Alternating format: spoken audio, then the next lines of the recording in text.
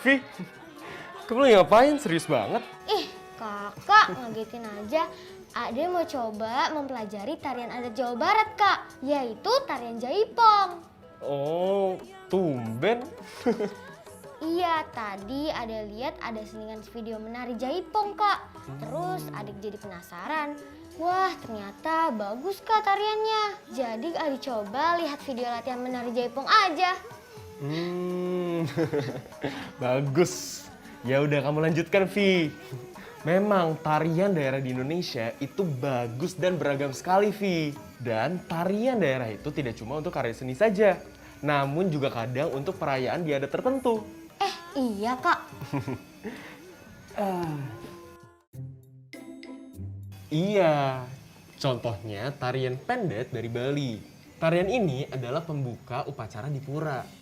Penari yang terdiri dari wanita dewasa menari sambil membawa perlengkapan sesajen. Tarian ini juga melambangkan penyambutan atas turunnya dewata ke alam dunia. Wah, ternyata tarian juga ada makna mendalami seperti itu ya, Kak. Salut, Vivi. Vivi jadi penasaran nih sama tarian daerah lain. Wajib dong, Vi, untuk makin memperluas pengetahuan kita tentang ragam Indonesia. Nah, teman-teman di rumah, kakak mau nanya nih, adakah tarian di daerah kalian yang dipertunjukkan pada perayaan tertentu? Jika ada, apakah nama tarian itu? Setelah itu, adakah makna atau tujuan dari tarian itu? Jangan lupa tuliskan jawaban kalian di buku latihan masing-masing ya. Iya teman-teman, aku dan Kak Marcel penasaran nih sama jawaban kalian. Ya udah, kita mulai yuk materinya. Ayo. Selamat pagi teman-teman kelas 4. Nah, sebelum Kak Marcel memulai materi yang ada, enaknya aku menyapa kalian dulu kali ya. Bagaimana kabar kalian? Semoga semuanya sehat dan tetap semangat ya. Oh iya, jangan lupa untuk menyiapkan buku catatan dan latihan kalian ya. Serta jangan lupa berdoa agar semua ilmu yang kita pelajari hari ini dapat bermanfaat untuk kita semua. Yuk kita mulai berdoa. Yuk.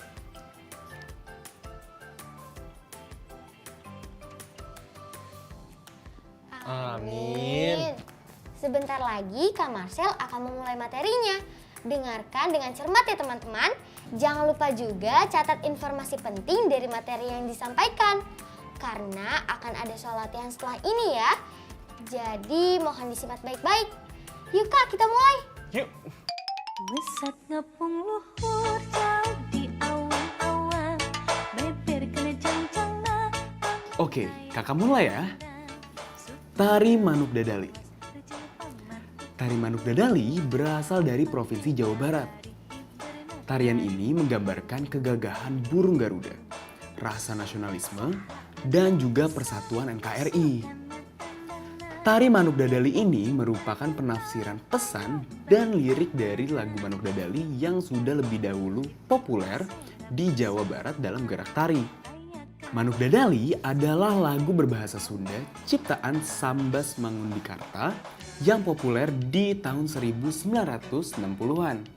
Lagu ini menceritakan seekor burung dadali yang diartikan sebagai burung Garuda yang gagah dan perkasa. Di samping itu, lagu ini juga mengandung nilai persatuan NKRI yang terbingkai dalam semangat Bhinneka Tunggal Ika. Menggambarkan nyali besar yang dimiliki oleh suatu negara dan juga harmonisnya kehidupan sebuah negara dalam persatuan. Gerakan dalam tari Manuk Dadali terdiri atas beberapa tahap, yaitu sebagai berikut. Pertama, tarian diawali dengan posisi kuda-kuda sembari mengayunkan kedua lengan. Kedua, palingkan wajah ke arah kanan dan kiri sesuai arah tangan dan kaki. Lalu ayunkan tangan sampai ke bahu. dan putar badan. Ketiga, ayunkan tangan hingga ke pinggang, sembari melangkahkan kaki sebanyak 2 langkah ke kanan dan ke kiri. Keempat, kemudian panjangkan lengan dan langkahkan kaki ke kanan dan ke kiri secara bergantian. Kelima, setelah itu ayunkan tangan dan kaki ke depan secara bergantian, lalu mata mengikuti arah kaki. Dan terakhir, meletakkan tangan di dada sembari kaki ditekuk dan kepala mengikuti arah tangan yang digerakkan ke depan. Nah, begitu Vi penjelasan tentang Manuk Dadali. Menarik bukan tariannya? Menarik banget Kak, jadi pengen belajar langsung. Tapi ini bisa kan kalau sendirian? Tari Manuk Dadali ini bisa dilakukan oleh satu orang saja ataupun berkelompok karena tidak ada batasan jumlah penari, Vi. Oh, berarti nggak masalah kan kalau adik mau belajar tariannya kita sendiri? Iya, betul banget. Eits, tapi sebelum kita mempelajari tarian, kita harus menjawab soal latihan dulu dong. Biar nggak lupa sama penjelasan tentang Manuk Dadali tadi. Oh, boleh tuh Kak. Sekalian ingat-ingat tarian tadi. Oke deh, kalian boleh tulis dulu soal yang ada di layar. Nanti kakak beri waktu untuk menjawab, oke? Yuk kita mulai. Soal pertama, berasal dari manakah tari Manuk Dadali? Lanjut soal kedua, apa yang digambarkan dalam tarian ini? Lanjut soal ketiga, berapa jumlah penari yang dibutuhkan untuk menarikan tarian ini? Nah, kakak beri waktu kalian untuk menjawab ya teman-teman. Vivi nanti bantu kakak menjawab ya. Bisa kan? Siap Kak, bisa dong.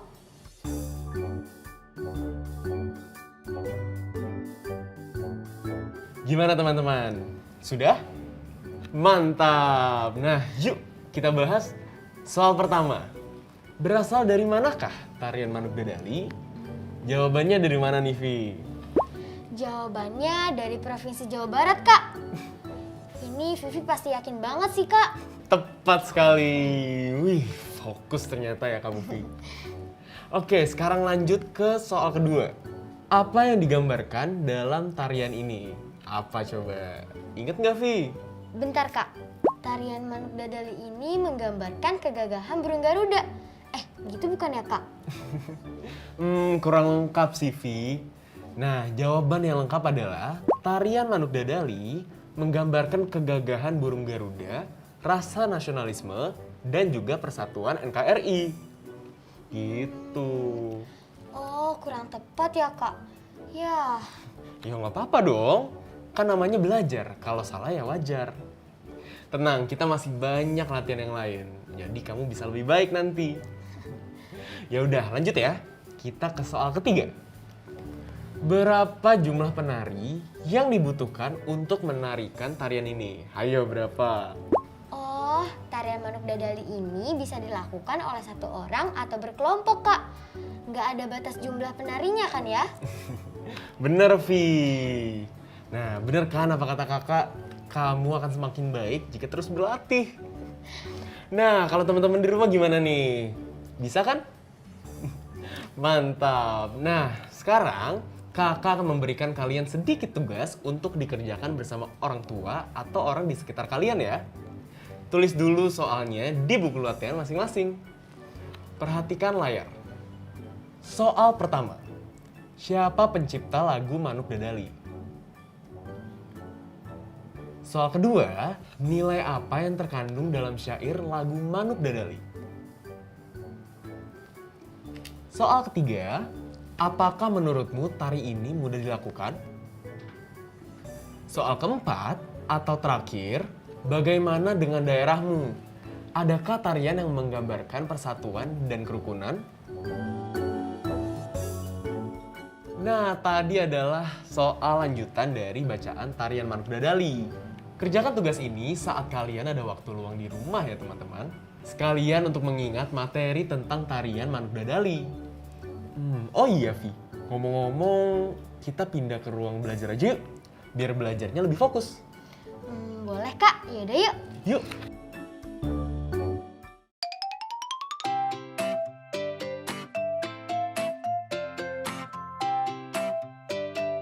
Nah, Vi, karena kita sudah di ruang belajar, enaknya kita coba latihan soal, ya nggak?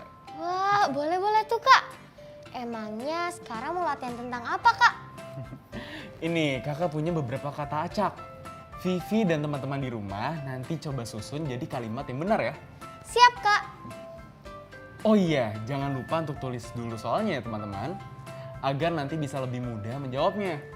Tenang aja, kakak akan memberi kalian waktu menulis dan menjawab. Soal pertama, ada kata Manuk Dadali dari, tari, provinsi, berasal, dan Jawa Barat.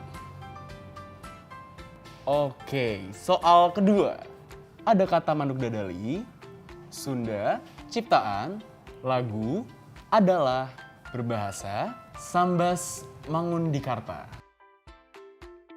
Nah, kita lanjut ke soal ketiga ya. Ada kata ini, burung, menceritakan, gagah perkasa, lagu, seekor, Garuda, yang. Oke, kita lanjut ke soal keempat. Tari Manuk Dadali, oleh, bisa, satu, ditarikan, orang, banyak, maupun orang. Nah, gimana teman-teman? Sudah? Kamu sudah siap menjawab belum, Vi? Sudah Kak. Yuk kita bahas. Oke, kita ke soal pertama ya. Apa nih kalimat benarnya, Vi? Tari Manuk Dadali berasal dari Jawa Barat Kak. Yap, betul banget. Nah, pasti teman-teman di rumah penasaran, kok bisa gitu ya? Vivi bisa jelasin gak nih? Bisa Kak, kan adik yang jawab. Jadi gini teman-teman, kita pakai pola kalimat S, P, O, K. S untuk subjek, P untuk predikat, O untuk objek, K untuk keterangan.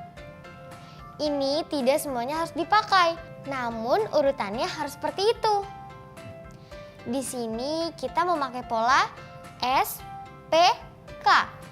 Subjeknya adalah Tari Manuk Dadali, kemudian predikatnya adalah berasal, keterangannya adalah dari Jawa Barat. Objek tidak dipakai karena tidak ada kata benda atau aktivitas subjek di kalimat ini. Begitu kan Kak? Tepat sekali. Nah, udah paham kan teman-teman semua di rumah? Kalian bisa diskusikan dengan orang tua ya, pola penyusunan kalimatnya seperti apa. Masih sama kok menggunakan pola kalimat S, P, O, K. Namun bisa salah satu unsurnya tidak ada. Maka dari itu kalian harus sering latihan agar lebih memahami pola kalimat ini. Selamat berdiskusi!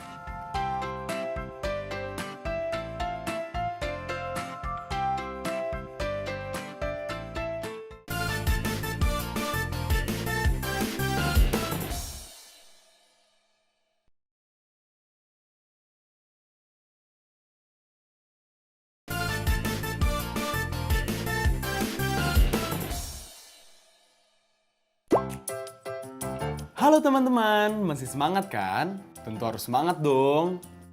Teman-teman, ada yang masih ingat tidak?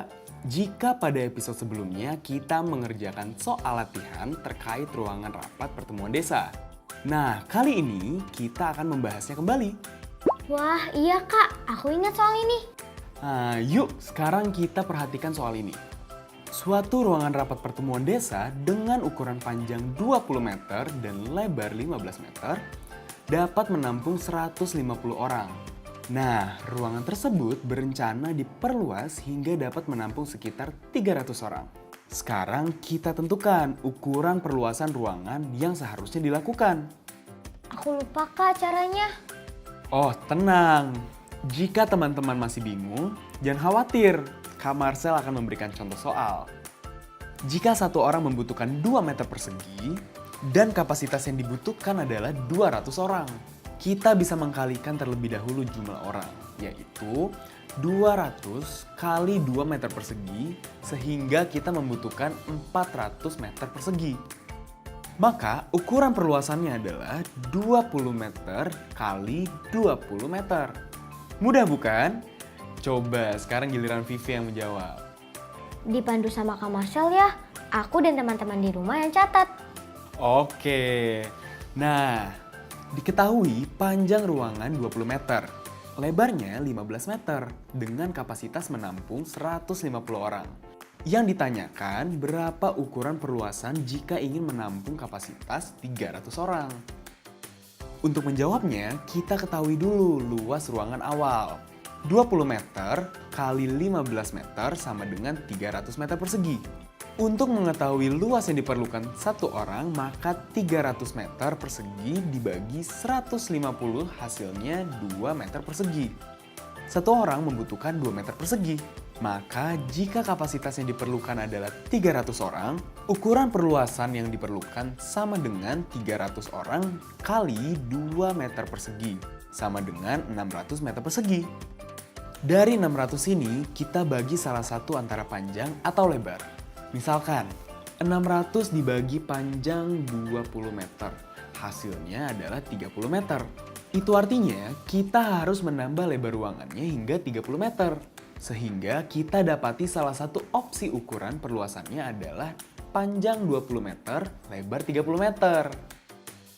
Wah, sekarang aku sudah paham, Kak. Teman-teman di rumah jangan lupa mencatat langkah-langkahnya ya.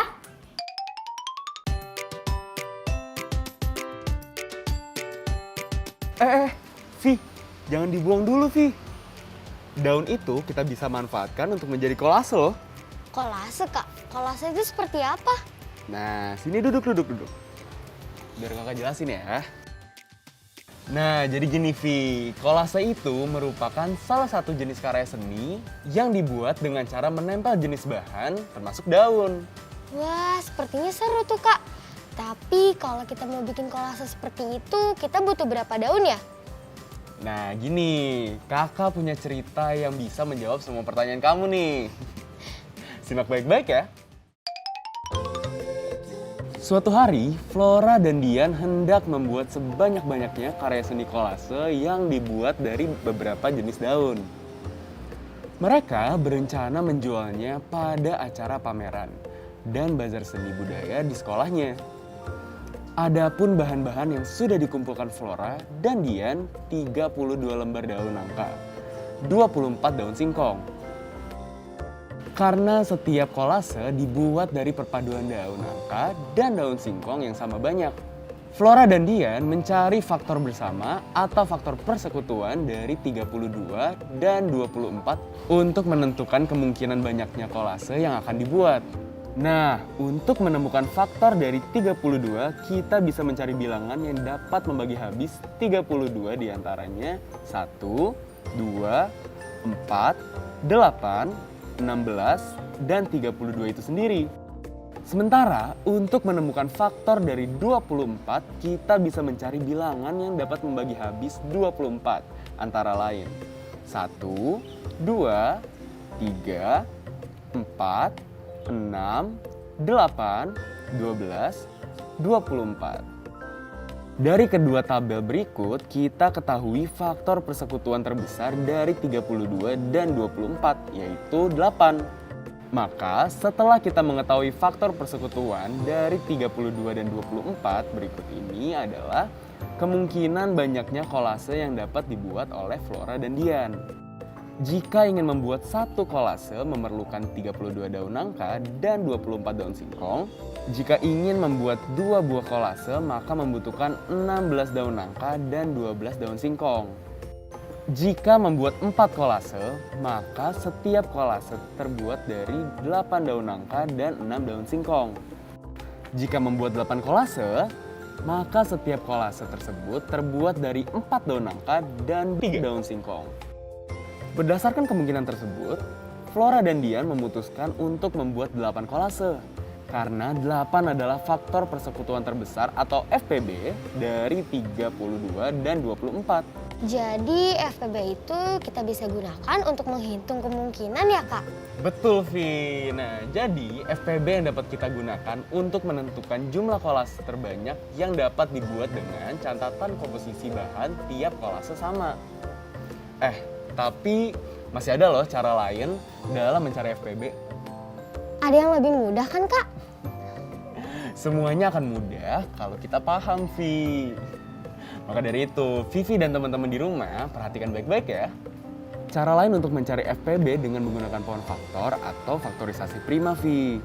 Pohon faktor sendiri adalah pohon dengan susunan ke bawah yang menggunakan pembagian bilangan prima. Kita lihat bilangan 24 dan 32 kita bagi dengan bilangan prima terkecil yang bisa membagi bilangan tersebut yaitu 2. Setelah kita selesai membuat pohon faktor, angka 2 merupakan bilangan prima yang mempunyai kesamaan faktorisasi prima dari kedua pohon faktor. Di mana pangkat paling rendah dari faktor 2 adalah 2 pangkat 3 sehingga FPB dari kedua bilangan tersebut adalah 2 pangkat 3 sama dengan 8. Wah, ternyata bisa lebih mudah lagi ya, Kak. Ada satu lagi nih cara lain, Vi. Masih ada. Seperti apa, Kak?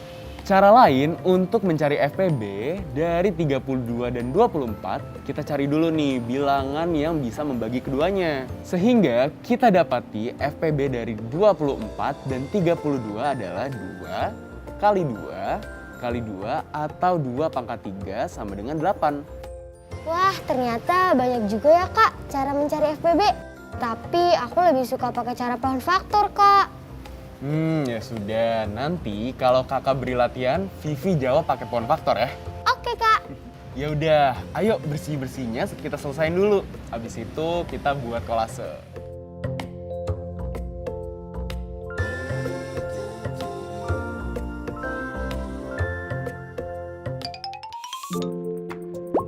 Teman-teman, jangan lupa ya mencatat judul-judul buku atau teks bacaan yang sudah kita baca hari ini. Seperti hari ini, kita sudah membaca bacaan dan cerita berjudul Tarian Manuk Dadali. Jangan sampai lupa untuk selalu mencatat judul bacaannya, agar kita tidak lupa apa yang sudah kita baca hari ini. Teman-teman, ini dia materi yang sudah kita pelajari hari ini.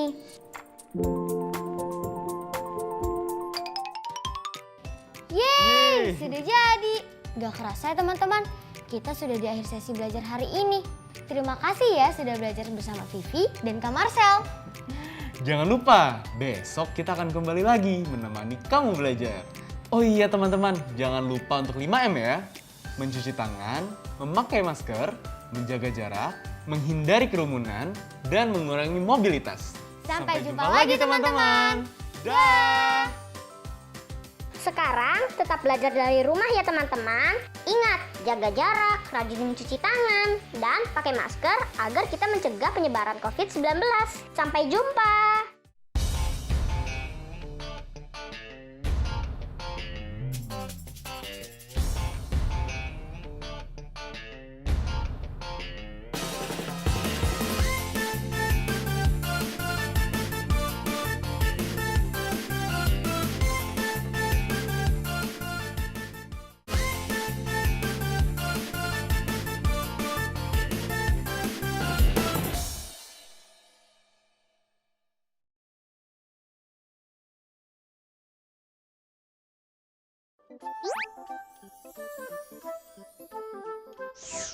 Halo sahabat Dikbud, di masa kebiasaan baru seperti sekarang ini, ingat selalu pesan ibu. Keluar rumah kalau penting saja ya nak, ingat untuk selalu 3M. 3M itu mudah dilakukan dan bisa mencegah penyebaran virus corona. Menggunakan masker, mencuci tangan dengan sabun dan air mengalir, menjaga jarak. Sahabat Dikbud, kalau kamu sayang keluarga, jangan bawa virus ke rumah ya. Ingat pesan ibu, ingat 3M.